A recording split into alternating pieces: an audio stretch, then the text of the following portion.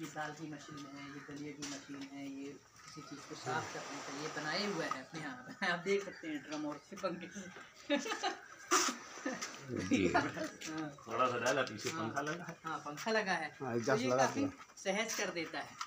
क्योंकि किसानों की बड़ी समस्या है कि अगर वो उत्पादन कर भी लेते हैं तो जो वर्तमान बाजार है वो उसका मूल्यांकन अपने तरह से ही करता है।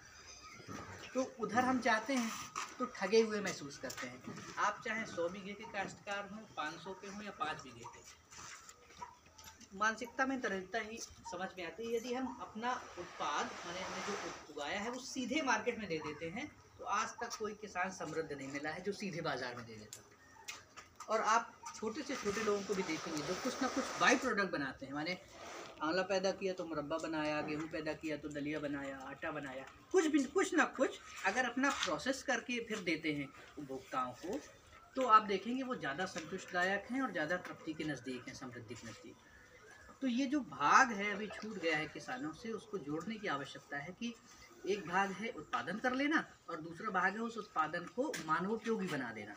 अभी भी हम लोग बहुत सारी चीज़ें सीधे थोड़ी खाते हैं, गेहूँ सीधे थोड़ी खाते हैं, या तो दलिया खाते हैं, रवा खाते हैं, रोटी खाते हैं, आटा भी नहीं खाते हैं। तो जितना जितना आप फिनिश करके देते हैं ना उतनी उतनी उसकी उपयोगिता बढ़ती है, उतने ही आप उस वस्तु को उपयोगी बनाने में अपने स्किल का और अपने श्रम का नियोजन करते हैं भाई, तभी तो होगा ना। और जब आप नियोजन करते हैं तभी आप उसका दाम लगाने के अधिकारी हैं। लकड़ी है उसका कोई विशेष दाम नहीं रहेगा जो बाजार में रहेगा। अब उसी लकड़ी से आप अगर कुर्सी बना देते हैं, मेज बना देते हैं, जो भी उपयोगी वस्तु बना देते हैं, कोई खिलौना बना देते हैं, तो आपका उसका दाम फिर आप तय करते हैं और वो ज़्यादा स्थायी दिनों के लिए हो जाती है। तो प्रोसेसिंग किसानों के लिए बहुत ही आवश्यक एक अंग है। इसको जोड़ने, ये खेती में आते ही है, इसको अलग करके देखने की ज़रूरत नहीं।